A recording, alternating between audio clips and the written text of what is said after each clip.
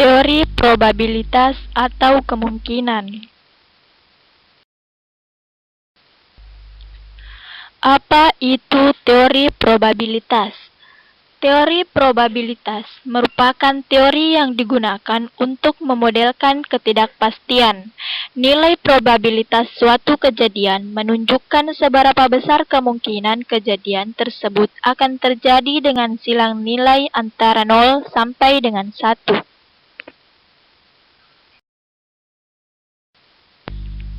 Apa itu probabilitas? Yang pertama, apabila sebuah uang logam yang mempunyai dua permukaan H dan T dilemparkan berkali-kali. Yang kedua, hasil yang diperoleh pada setiap pelemparan apakah H atau T dicatat. Yang ketiga, hasil keseluruhan atau outcome dan event yang didapatkan kemungkinannya akan mempunyai bentuk seperti berikut. Kemudian yang keempat, munculnya permukaan H atau T tidak dapat diduga sebelumnya. Yang kelima, kalau H atau T mempunyai kesempatan yang sama untuk muncul pada setiap pelemparan, tidak mungkin bahwa hasil keseluruhan atau trial adalah semuanya H atau semuanya T. Kemudian yang keenam, H dan T akan saling muncul secara bergantian walaupun tidak perlu secara sistematik atau random sequence atau random series.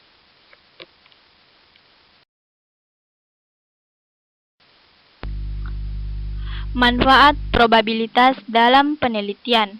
Pertama, membantu peneliti dalam pengambilan keputusan yang lebih tepat. Pengambilan keputusan yang lebih tepat dimaksudkan tidak ada keputusan yang sudah pasti, karena kehidupan mendatang tidak ada yang pasti kita ketahui dari sekarang, karena informasi yang didapat tidaklah sempurna. Yang kedua, dengan teori probabilitas, kita dapat menarik kesimpulan secara tepat atas hipotesis yang terkait tentang karakteristik populasi. Menarik kesimpulan secara tepat atas hipotesis atau perkiraan sementara yang belum teruji kebenarannya yang terkait tentang karakteristik populasi pada situasi ini, kita hanya mengambil atau menarik kesimpulan dari hipotesis, bukan berarti kejadian yang akan datang kita sudah ketahui apa yang akan terjadi. Kemudian, yang ketiga, mengukur derajat ketidakpastian dari analisis sampel hasil penelitian dari suatu populasi.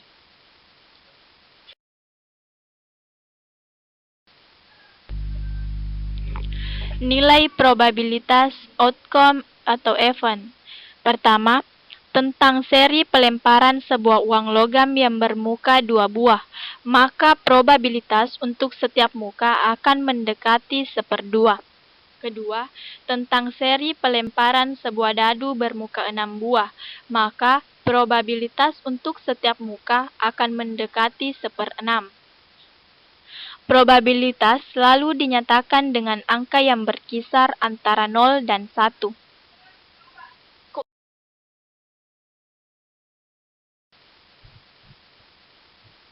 Teori kemungkinan atau probabilitas untuk komunikasi informasi medis di antara para ahli dan antara seorang ahli dengan pasiennya untuk mencegah terjadinya salah interpretasi dari suatu kejadian, maka yang terbaik adalah dengan menentukan kemungkinan dengan istilah frekuensi relatif atau proporsi. Kemungkinan P bahwa suatu kejadian E akan terjadi atau P dalam kurung E diestimasikan dengan rumus P dalam kurung E sama dengan frekuensi terjadinya E dibagi frekuensi akan terjadinya E. Teori kemungkinan atau probabilitas. Nilai probabilitas berada antara 0 dan 1.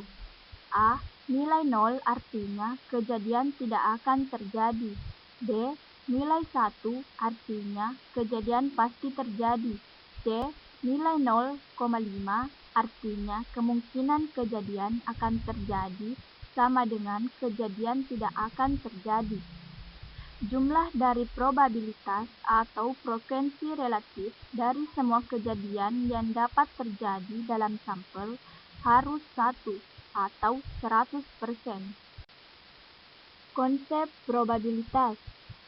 Bila banyak kejadian yang diharapkan muncul dinotasikan dengan N dalam kurung A dan banyaknya kejadian yang mungkin muncul atau ruang sampel sama dengan S dinotasikan dengan N dalam kurung S, maka peluang kejadian A ditulis P dalam kurung A sama dengan N dalam kurung A, N dalam kurung S.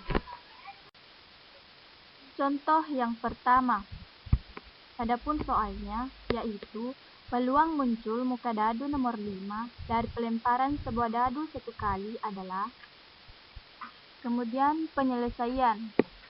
N dalam kurung 5 sama dengan 1 dan N dalam kurung S sama dengan 6, yaitu 1, 2, 3, 4, 5, dan 6. Jadi, P dalam kurung 5 sama dengan N dalam kurung 5 per N dalam kurung S sama dengan 1 per 6. Contoh yang kedua.